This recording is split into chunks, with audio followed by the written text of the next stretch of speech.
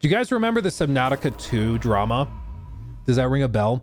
Basically, there was a whole thing where the founders, the co-founders of the studio Unknown Worlds, they were fired out of nowhere, and then they filed a lawsuit against Krafton, the publisher and the owner of their company that fired them. They sued the publisher and the owner, Krafton, because they said that they were owed about $250 million in bonuses if Subnautica 2 hit certain sales targets. So the allegation was basically that Krafton, the parent company, fired them so they wouldn't have to pay them the $250 million bonus, right? Krafton said it was because of, like, they weren't hitting deadlines, there were things that they weren't doing right and all of that, but it's a whole drama, and lawsuits were filed and all of that. But there is a new report coming from Kotaku, and they outlined some of the accusations levied in a new filing with regard to the lawsuit.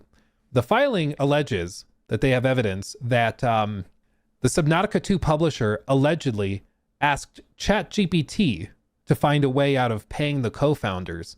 And it was from that advice they came up with the idea to fire the founders and accuse them of, like, missing deadlines and stuff. It's pretty stupid.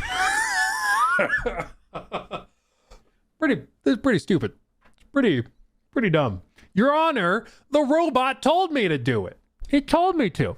A copy of a pre-trial briefing recently filed on behalf of Unknown founders Charles Cleveland and Adam Max McGuire and Edward Ted Gill includes new evidence they say vindicates their side of the dispute, namely that Krafton was well aware of their ongoing roles within the company, that they weren't directly leading Subnautica 2's development, and that concerns about delaying the top wish-listed Steam game over missing content only arose after Krafton got worried about having to make the $250 million payout it agreed to back when it acquired the studio. Quote, Krafton terminated the founders and seized control of Unknown Worlds in order to avoid the earnout, reads the group's latest filing. Smoking Gun documents show that Krafton was looking for ways to quote-unquote cancel the earnout, and its secret Project X was designed to either make a deal on the earnout or execute a takeover. When the founders would not agree to Krafton's demands related to the amount, Krafton decided the takeover would be the easier route. It goes on to cite snippets of internal communications at Krafton, including an apparent conversation between the publisher's CEO, Kim Chang-han, and its head of global operations, Richard Yoon. As you can see here, they have an exchange. This is dated June 27th of 2025, where they said, Richard, who is the head of global operations, said, I had a phone call a little while ago. This time they're asking for $75 million for themselves and $40 million for the team members. The payout would be distributed. They say they won't do it unless we negotiate the packages of the teams together. Then Richard Yoon says again, the bucket for the team members we are thinking of at present is roughly 10 million. And then he says, it might be easier to just take over, ... And then the CEO says, set a date and send a letter if you need to send it in advance. I mean, that doesn't sound great for Krafton, frankly.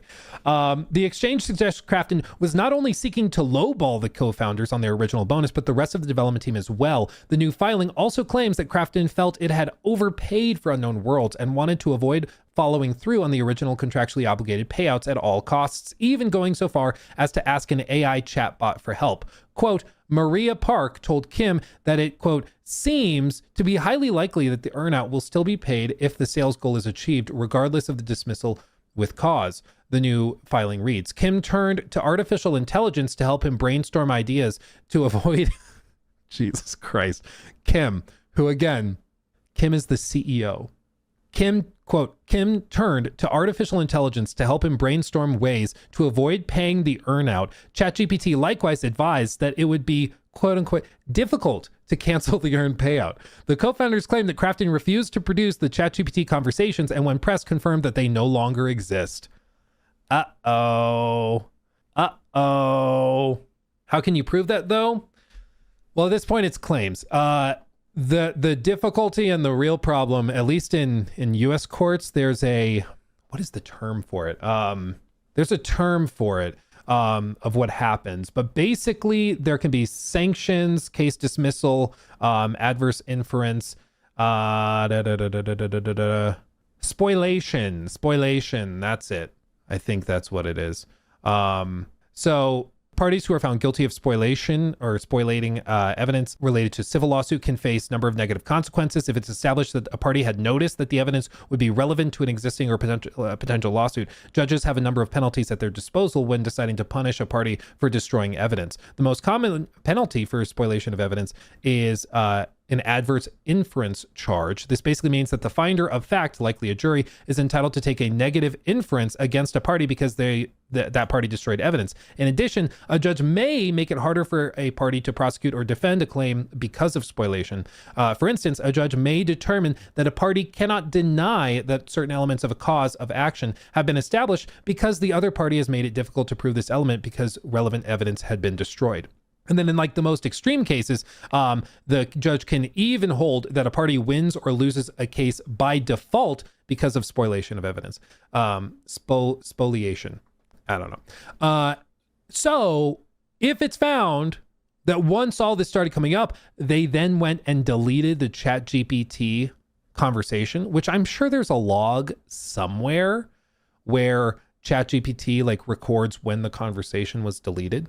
If they can prove that that happened once this all started happening, because bear in mind, they were asking for ideas on how to deal with this. So I imagine that the conversation was done very quickly. And even if it happened before the lawsuit was filed, if it was deleted in an attempt to cover up evidence because they expected a lawsuit, which is fair to expect when you're talking about $250 million, the court could just go and say, no, you clearly tried to cover up evidence and delete it because you did. So either they could just hand the entire case to the founders and just say you lose automatically. That's like the most severe. Or they could allow them to use this as evidence in front of like a jury or in the case itself to say, if they're not guilty, why are they deleting chat conversations with the AI? Why are they trying to cover it up? Seems to suggest they think something's wrong. And the judge normally wouldn't allow speculation like that. But if they did delete the evidence, that's not speculation. They did delete the evidence. And if the judge establishes that that did happen officially in the court, then that introduces all other types of problems. How is asking AI any different to asking a lawyer? If you asked a lawyer for advice, they would be found, would they be found guilty? Well, there's a difference between like a licensed attorney that represents you in an official capacity and then like attorney-client privilege and a conversation with a chatbot.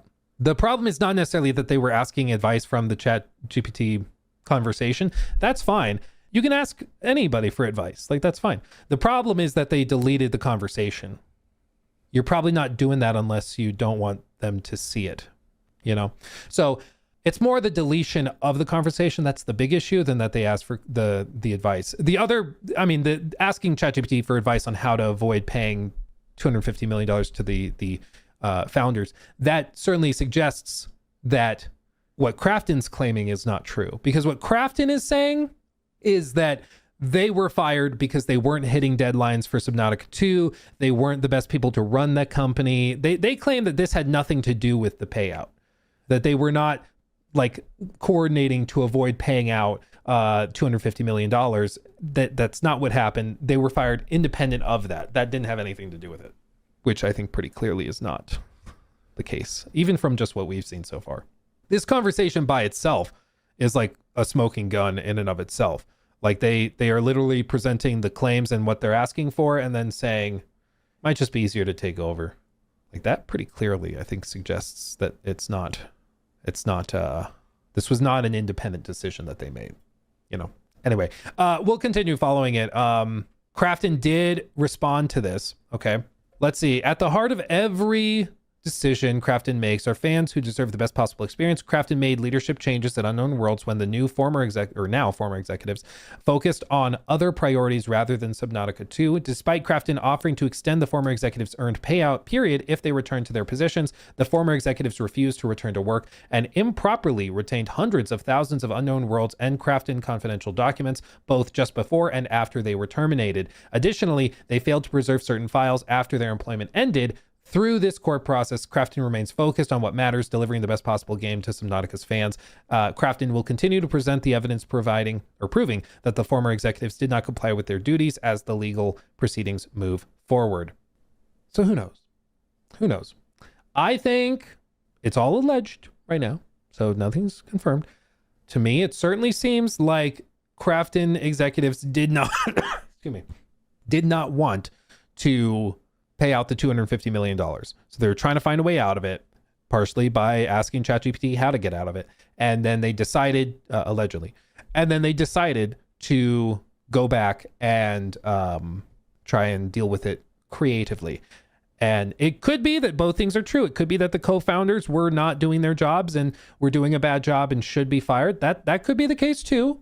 But I think a lot of this suggests that a major consideration was whether or not they would have to pay $250 million. Like they didn't want to do that and they were trying to find a way out of it. And conveniently, they recognized that there were problems with their executives at the exact moment they were trying to find a way out of paying them. So we'll see. We'll see what happens with it. But crazy if all of that is true. Absolutely wild. Wow, wow, wee, wah. Wow, wow, wee, wah. My goodness.